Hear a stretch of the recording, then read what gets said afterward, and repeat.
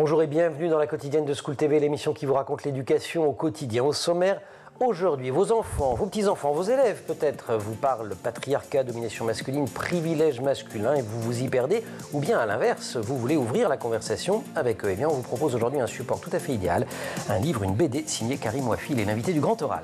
L'Anti-Sèche de Guillaume Buan. L'Anti-Sèche, vous le savez, c'est la façon dont l'actualité résonne dans les programmes. L'actu, c'est cette exposition dans la cour d'honneur du Palais Bourbon, l'Assemblée nationale. Elle vous permet de voir, vous savez, les 10 statues de femmes qui ont émergé de la scène pendant la cérémonie d'ouverture des Jeux Olympiques. Des femmes qu'on croise, mais pas toutes dans les programmes scolaires. Et puis rendez-vous en fin d'émission, comme tous les vendredis, avec Célie, sur les rayons de sa librairie, comme Le Temps Fraîchi, oui, je fais des rimes. 3 livres automnaux pour les enfants et les adolescents. La quotidienne de School TV, c'est maintenant, c'est parti, Grand Oral.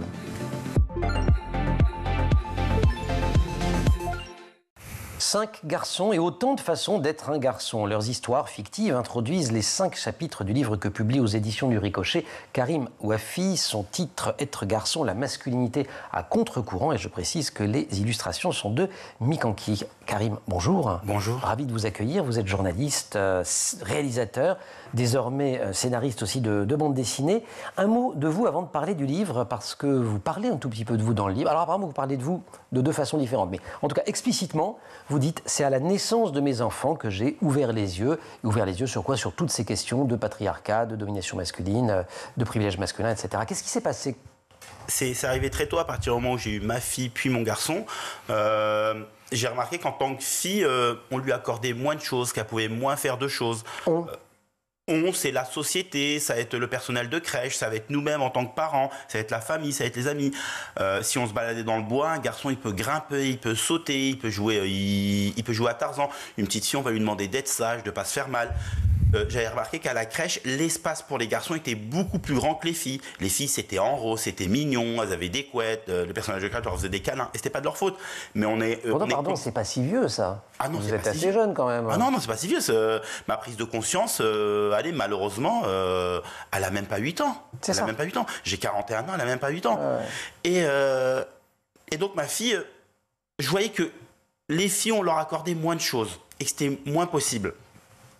Et avec l'actualité, avec MeToo, avec l'actualité, je me suis dit, ma fille, plus tard, je veux absolument pas qu'elle connaisse ça. Dans les copains qu'elle va avoir, si elle a des petits copains, les camarades à l'école, les collègues, je veux pas qu'on la domine, je veux pas qu'on lui fasse du mal, je veux qu'elle puisse vivre naturellement. Et enfin est arrivé mon petit garçon. Mon petit garçon est arrivé il y a 6 ans. Et là, je me suis dit, quel genre de mec je veux qu'il soit? Et je veux qu'il soit dominateur, ou est-ce que je veux qu'il soit bienveillant, décent et respectueux? Mais oui, la prise de conscience vient de mes enfants. Elle vient de vos enfants. Elle vient quand même aussi de quelques lectures, vous en citez, parce que vous n'oubliez pas votre métier. Comme vous êtes journaliste, vous enquêtez d'une certaine manière sur ce que vous êtes en train d'observer. Là, vous rencontrez qui? Ou vous voyez quel documentaire ou quel film? En ce moment, je m'intéresse beaucoup au travail de Bell Hooks. Ouais. Cette féministe noire américaine, je trouve qu'elle a fait un travail extraordinaire. Donc je lis et relis, je gratte. Je m'intéresse au travail de sociologues, d'anthropologues. C'est là que je suis allé gratter. On pourrait citer Mona Chollet. On pourrait citer Virginie Despentes, Alice Coffin avec son génie lesbien, Louise Morel qui a sorti un livre magnifique sur les 10 points pour être lesbienne. Au-delà du titre un peu tapageur, c'est pourquoi l'homme est problématique. Et donc toutes ces femmes qui se sont questionnées sur la masculinité et sur ce qu'ils devaient avoir pour améliorer. Et dernier point, un petit peu pour décrire le substrat de votre travail et le substrat de cette bande dessinée. Enfin, bande dessinée album, en fait, parce qu'il y a une partie BD et une partie assez rédigée, plutôt documentaire. C'est que vous interrogez aussi vos proches et vous vous rendez compte qu'effectivement tout ça n'est pas super clair dans la tête des gens autour de vous. Non, pas du tout, pas du tout. C'est autant les plus vieux, on pourrait trouver ça normal, mais même à notre époque, c'est encore très étonnant. Les parents, les collègues avec qui je discute, qui se rendent pas compte qu'il faut éduquer ses fils. Qu'il faut éduquer ses fils à moins de violence, à plus d'écoute, à gérer ses émotions. Et je le vois autour de moi. Je dis pas que les parents autour de moi sont de mauvais parents. Et je dis pas que moi je suis un parent exceptionnel. Mais en 2024, tout n'est pas encore réglé. Il y a un tas de choses qu'on ne voit pas. Alors vous avez choisi d'organiser le livre de deux façons. Donc d'une part, il y a une répartition en 5 chapitres, on va essayer de les feuilleter ensemble. Et d'autre part, il y a cette alternance d'une intro en bande dessinée, une petite histoire. On suit 5 personnages, 5 garçons, alors dont le 5e qui se vit comme garçon, qui se prénomme Rose, mais c'est évidemment une partie importante du bouquin que de dire qu'on choisit de se sentir ou de se vivre garçon ou pas. Et puis l'autre point important, donc c'est ces 5 chapitres, et donc à chaque fois une petite histoire, et derrière des pages documentaires, je dois dire, extrêmement pédagogiques, extrêmement compréhensibles, et d'ailleurs bravo pour tout cela. Le premier, vous avez choisi, pourquoi vous choisissez de commencer par les émotions? Les émotions, je trouve que quand on est un garçon, un adolescent, un homme, c'est le premier problème. C'est la première chose à gérer. Gérer ses émotions, gérer ses colères, gérer sa tristesse, l'exprimer. Est-ce qu'un garçon a le droit de pleurer? Est-ce qu'un garçon a le droit de dire « ça, j'y arrive pas, je suis faible ». Et ça, depuis petit, on nous le rabâche. Il y a ces phrases horribles « ne fais pas ta fillette, ne fais pas ta fille, sois un vrai mec, sois plus fort, bats-toi ». Pour moi, les émotions, c'était important de commencer là-dessus. C'était très important. Et surtout, je le rapproche d'un fait personnel. Lorsque je suis au collège, je viens de rentrer en collège, je suis en 6e, j'ai un ami qui meurt d'un cancer. Ah d'accord, donc c'est vraiment l'histoire. Enfin non, sauf que dans le livre, c'est un accident de voiture, si je me souviens bien. C'est un accident, mais j'ai un ami qui meurt d'un cancer qui s'appelle réellement Sébastien. Donc je lui rends un peu hommage. Bien sûr. Et je me rappelle, il est midi, on va à la cantine, on mange, il y a la CPE qui passe et qui me dit « Ah Karim, cet après-midi, c'est l'enterrement de Sébastien ». Et elle s'en va. Et elle me laisse comme ça. Comment je gère? J'ai le droit de pleurer, j'ai le droit d'aller voir quelqu'un, j'ai le droit d'exprimer cette tristesse. Ce garçon, il avait fait toute la maternelle et toute la primaire avec moi. Et il n'y a eu aucune prise en charge. Si, par exemple, une fille de la classe avait pleuré, on aurait trouvé ça normal. Ou si elle avait exprimé une tristesse, on aurait trouvé ça normal. Et vous avez envie de pleurer à ce moment-là, mais vous retenez les larmes, vous vous tenez. En tout cas, je me retiens et je ne suis pas bien. Je suis pas bien, il n'y a pas d'accompagnement. Et je le vois beaucoup autour de moi. Comme je suis journaliste, j'ai enquêté, j'ai discuté avec beaucoup de parents. La gestion des émotions chez les garçons, c'est pas simple. Et si on prend les relations amoureuses, en grandissant, beaucoup de filles, beaucoup de femmes, de jeunes femmes, lorsqu'il y a une rupture, lorsque ça va mal dans le couple, elles vont dire, il ne s'exprime pas, il ne parle pas, il retient tout pour lui, ou ça explose en colère. Avant d'exploser en colère, on pourrait aider les mecs à mieux gérer tout ça. Et à dire un certain nombre de choses. Dans la bande dessinée, je ne sais pas si c'était votre cas quand Sébastien, le vrai Sébastien, est mort d'un cancer au collège, il y a un professeur qui est assez formidable, et c'est par lui, professeur, homme, figure d'autorité, que finalement l'autorisation de dire les émotions arrive, parce que lui dit, moi j'ai envie de pleurer, je suis triste. À cette époque, on vit beaucoup l'école. On y va du matin au soir, donc l'école est une part importante de notre quotidien. Donc pour moi, c'était aussi important dans le scénario que j'ai écrit que la réponse vienne de l'école, d'une figure de l'école. Ça peut être un professeur, ça peut être un CPE, un camarade. Mais c'était important que cette figure vienne de l'école et pas en dehors de l'école. Donc c'est pour la réponse, elle devait venir de l'école. Et ce professeur, j'ai imaginé ce professeur bienveillant parce qu'on en rencontre tout au long de notre scolarité. Il y en a plein. Il y a plein de professeurs, hommes, femmes, qui font un travail exceptionnel. Et au-delà de nous enseigner de belles choses, qui sont là à juste être une oreille, une épaule attentive. Et j'imaginais ce professeur un peu ours, un peu gentil, sur qui on peut se reposer. Et surtout qui exprime, moi aussi je suis triste, moi aussi ça va mal. Vous me voyez grand, fort, professeur, plus de 30 ans, mais moi aussi ça va mal. Allez, c'est quand même aussi un message pour les adultes dans les établissements scolaires en leur disant quand vous faites ça, quand vous tombez un petit peu le masque d'une autorité, fût-elle bienveillante, c'est quand même chouette et ça aide énormément. Alors tout ça renvoie à ce qu'on appelle les stéréotypes de genre, ce que vous nous avez décrit au début de l'émission, et donc ça glisse très très vite à la notion de privilège masculin et à celle voisine de domination masculine, et on arrive au patriarcat. On peut peut-être donner une définition, parce qu'il y a aussi, là on donne l'impression qu'on raconte des histoires inventées, mais il y a cette dimension documentaire qui est très importante dans la bande dessinée. J'ai pas le livre sous les mains et j'ai pas de alors je vais vous le dire, moi, réalité juridique, jusque récemment, il existait même jusqu'en 70 un statut de chef de famille. C'est ça. En fait, le privilège masculin, domination masculine et donc le patriarcat, c'est toutes ces attitudes, tous ces besoins qu'ont les hommes de dominer, directement ou indirectement, de moins en faire à la maison, de pouvoir faire plus d'activités sportives, de pouvoir avoir accès à plus d'études, à plus de voyages, à qui on va demander moins de choses, donc on parle aussi de la charge mentale. Mais le privilège masculin et la domination masculine, on en parle beaucoup depuis MeToo et avec tout ce qui se passe en ce moment, mais c'est des concepts qui sont extrêmement vieux. Dans les années 60, dans les années 30, c'était déjà présent. C'est déjà présent. Et quand quelqu'un me dit c'est pas possible, je dis, est-ce qu'à une jeune fille de 20 ans, selon les familles, on lui autorise plus facilement à aller faire le tour du monde ou d'aller faire un stage à Hong Kong? Eh bien oui et non, ça dépend. Et alors, je ne vais pas vous faire réciter les chiffres par cœur, mais il y en a plein dans le bouquin, j'en retiens juste deux. 72% des tâches ménagères sont réalisées par des femmes, donc 96% des cas, ce sont les hommes qui coupent la parole. C'est-à-dire que les faits sont têtus. C'est-à-dire qu'on a beau se dire, ben non, c'est pas comme ça, autour de moi, non, je fais attention. N'empêche que ça continue très fort, quoi. Ça continue très fort, et je vais vous parler d'un autre point. Par rapport à mon boulot, à un moment, j'ai changé beaucoup avec des thérapeutes qui interviennent avec les enfants. Orthophonistes, ergothérapeutes, psychomotriciennes, pour ne citer que ces 3 métiers.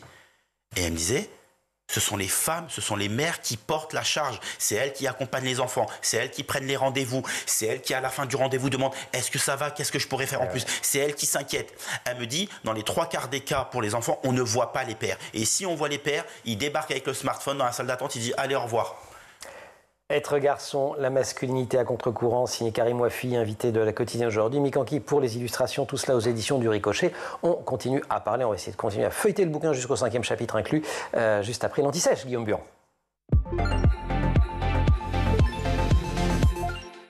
Guillaume, bonjour. Bonjour Emmanuel. C'est pas fait exprès, mais on n'est pas super loin du sujet du bouquin de Karim finalement, puisqu'on parle aujourd'hui d'une expo de 10 statues, ces fameuses 10 statues qui avaient émergé de la Seine sous le déluge, le jour de la cérémonie d'ouverture des Jeux Olympiques, et qu'on peut découvrir aujourd'hui au cœur de l'Assemblée nationale. Oui, le 26 juillet dernier, on se souvient, beaucoup de pluie, et surtout ce coup d'envoi des Jeux Olympiques avec cette cérémonie emmenée avec le directeur artistique Thomas Joly.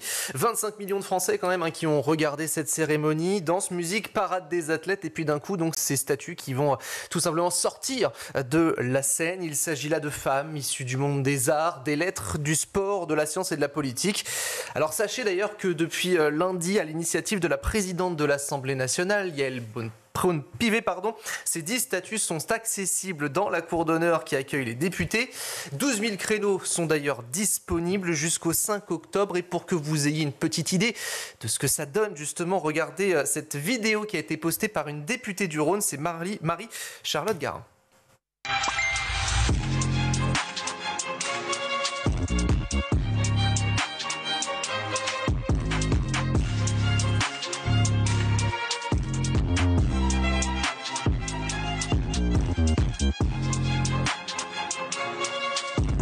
Alors ces statues, elles mesurent près de 4 mètres de haut tout de même.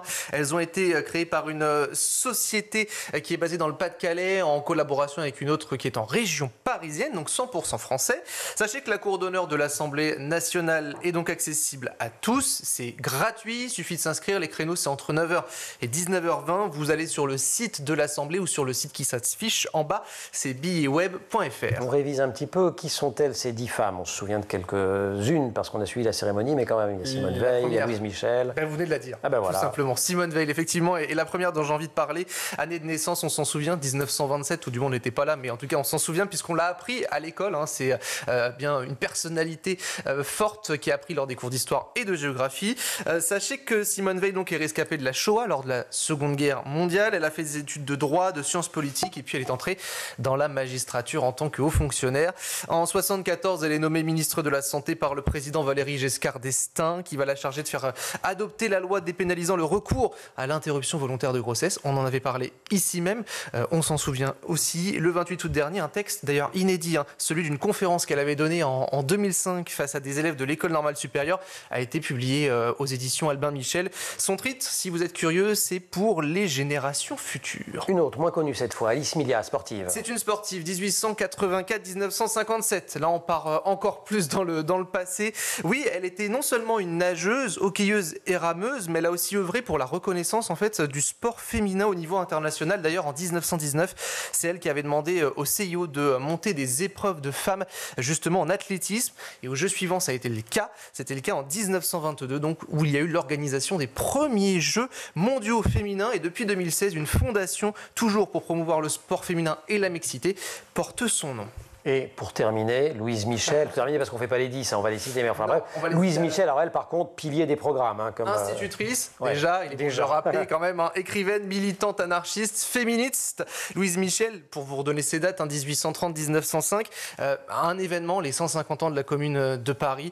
En 2021, justement, on avait parlé à l'occasion de ces 150 ans, son nom était de nouveau revenu sur la lumière. Convaincue de l'importance de l'instruction publique, elle a notamment été l'une des grandes figures pure de la révolte des communards et sa plus célèbre incarnation féminine.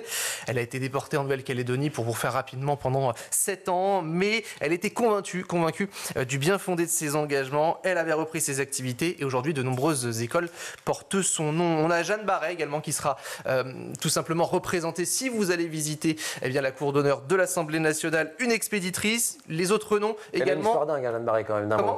C'est une histoire dingue, Jeanne Barret. Ah oui, non, mais c'est effectivement archi dingue. En fait, elle s'est retrouvée sur le navire avec son mari. Elle a changé de nom puisqu'elle était une femme et qu'à cette époque-là, on ne pouvait pas y aller. Voilà. Donc en fait, elle s'est tout simplement appelée Jean Barret.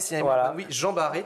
Donc elle a fait cette expédition. Première femme justement à avoir fait le tour du monde. Voilà, pardon, je vous ai interrompu. D'un mot les autres. Olympe de Gouges, Christine de Pisan, Alice Guy, réalisatrice là aussi, la première femme productrice, Paulette Nardal, une intellectuelle, une journaliste, Simone de Beauvoir, la grande Simone de Beauvoir bien sûr, philosophe, mémorialiste, et puis Gisèle Halimi, pour ne citer qu'elle, vous avez les 10, vous souhaitez y aller, direction l'Assemblée nationale. Et on se contente de réserver, sinon c'est en accès libre. Merci beaucoup, cher Guillaume. Être un garçon, c'est aux éditions du Ricochet, c'est signé Karim Ouafig, entrera à la suite.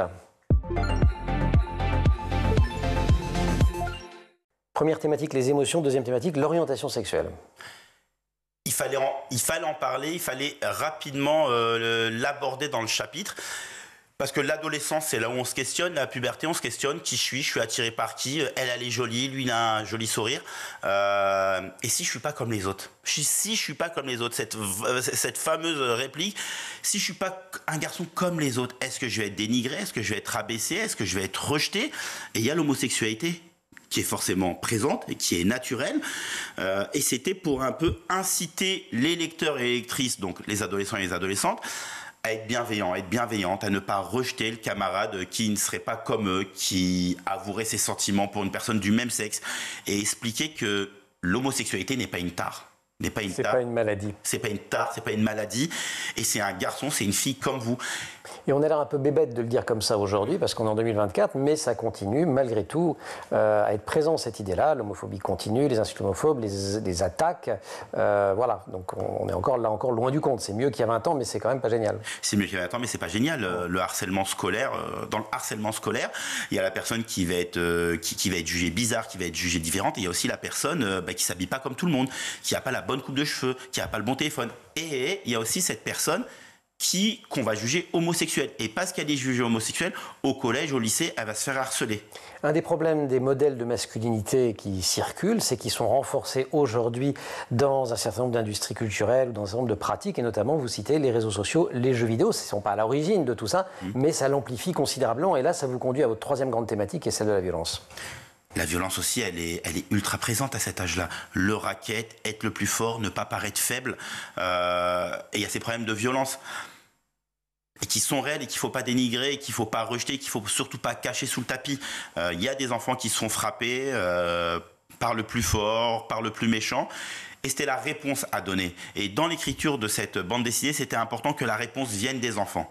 Elle vienne des enfants entre eux, en discutant et en cherchant une réponse, et surtout pas par la violence. On ne répond pas à la violence par la violence. Il ne faut pas tendre l'autre joue, bien sûr, mais c'était important de s'opposer à la violence et faire comprendre à l'agresseur qu'il ne peut pas continuer, qu'il ne peut pas agir ainsi. On continue à feuilleter Être garçon, la masculinité à contre-courant. On arrive au 4e chapitre, la sexualité, donc pas l'orientation sexuelle, c'est toi, mais vraiment la sexualité. Et là, en vous lisant, je me suis dit, il y a quand même 2 fils rouges, à la fois dans le récit et surtout dans la partie documentaire, c'est le consentement, le porno. C'est obligatoire. Le porno, tout le monde en regarde, ou tout le monde en a déjà regardé. Donc ça ne servait à rien d'essayer de cacher ça, de dire c'est honteux. Tous les collégiens, garçons ou filles, vont un moment passer par là. Je ne sais pas à quel âge, mais ils vont passer par là. Alors nous, on sait, parce qu'on en avait parlé, je crois que l'âge d'entrée, c'est 12 ans. Ce qui est effarant. Alors pas forcément d'une pratique quotidienne régulière, mais le premier contact avec une vidéo pornographique, la moyenne d'âge, c'est 12 ans. Donc c'était important d'en parler et important d'expliquer aux enfants que aux adolescents, vous alliez être confrontés. On va vous présenter quelqu'un sur smartphone. Tiens, je te passe un film, je te passe un lien. Comment je réagis? Est-ce que j'ai le droit d'en regarder? D'abord, est-ce que j'ai le droit d'en regarder? Je peux, je ne peux pas.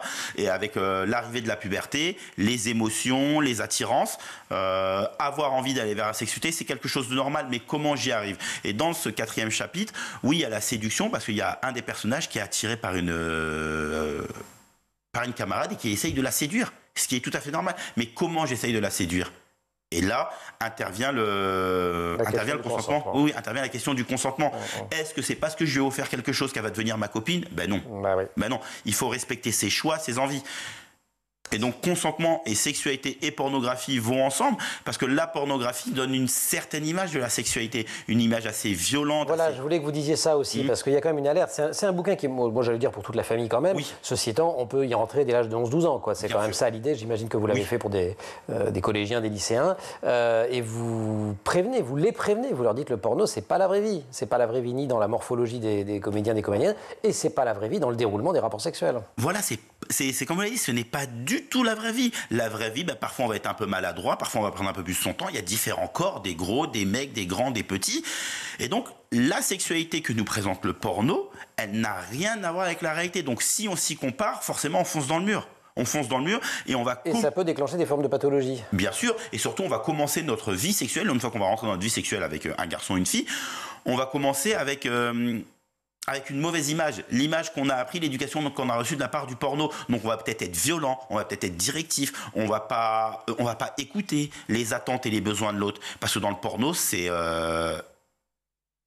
très centré sur le plaisir de l'homme et son sexe. Donc à partir de là, on n'est pas à l'écoute, et une personne qui n'est pas à l'écoute ne peut pas faire du bien et ne peut pas recevoir du bien. En Grande-Bretagne, 47% des garçons estiment que les filles s'attendent à ce que le rapport sexuel implique une violence physique. Ai-je lu, c'est une étude que vous citez dans le livre. C'est complètement hallucinant. La dernière question que vous posez, c'est est-ce qu'une autre approche de la masculinité est possible? Ça vient dans le dernier chapitre. Et ça, vous posez avec la question avec le personnage de Rose. En fait, Rose, qui au départ est née fille, et elle se pose la question, est-ce que je suis vraiment une fille? Ou est-ce que je ne suis pas un garçon? Vers quoi je vais? À quoi je ressemble? Et le 5e chapitre, on voulait expliquer qu'il n'y a pas une forme de masculinité. Il y en a plusieurs. Elles sont différentes. Il y a une pluralité de masculinité. Il n'y en a pas une supérieure à l'autre. Il suffit juste d'être à l'écoute de ses envies et de ses choix. Et Rose, dans la BD, elle l'exprime très bien. Elle l'exprime très bien. Elle se sent différente. Et pour être différente, selon elle, c'est d'être un garçon. Elle veut être un garçon, elle est encore jeune, mais elle veut être un garçon. Et elle a une jolie discussion avec un camarade qui, lui, surjoue la masculinité, toxique d'ailleurs, dans la cour de récré, et qui, chez lui, est juste un type très sympa, bienveillant et amical, mais qui dit « je me sens obligé de jouer ce rôle-là dès que je sors de la maison ». C'est ça, c'est Rose face à elle. Vous sauvez même l'abruti de service, quand même. Je suis bien d'accord. Vous êtes bienveillant jusqu'au bout, quand même, parce que moi, je ne l'ai pas aimé, ce personnage, pendant le bouquin. C'est pas toujours facile pour les hommes de s'engager dans cette voie. Ce sera ma dernière question, Karim Wafi, et vous le dites d'ailleurs qu'il y a des associations féministes qui pensent que c'est un combat qui doit être mené par l'ensemble de la population, donc hommes-femmes réunis, femmes-hommes réunis, mais qu'un certain nombre d'associations féministes, elles, sont favorables à la non-mixité en estimant que non, c'est pas possible, ça va tout brouiller. Le seul problème, c'est que les hommes ont commis tellement de dégâts que désormais, maintenant, les femmes se méfient. Ouais. Elles ont 2-3 raisons. Et pour moi, elles ont raison. En tant qu'homme, je pense que désormais, tout d'abord, on doit prendre conscience de tout le mal qu'on a pu faire. Ça ne veut pas dire se flageller, ça ne veut pas dire se cacher dans une grotte, mais ça veut surtout dire prendre conscience de notre privilège à la maison, dans nos relations amoureuses, au travail, et essayer d'être bienveillant et décent. Par décent, ça veut dire être à l'écoute, tenter de comprendre et ne pas se faire passer pour les victimes, parce qu'on ne l'est pas. Être garçon, la masculinité à contre-courant. Karim Wafi à la plume, Mikanké au dessin, c'est aux éditions du Ricochet. C'est plutôt pour... c'est dès 11-12 ans, moi je dirais. Moi je dirais à partir de CM2. Ouais, c'est ça, voilà, on est à peu près d'accord. Exactement. Alors. Super.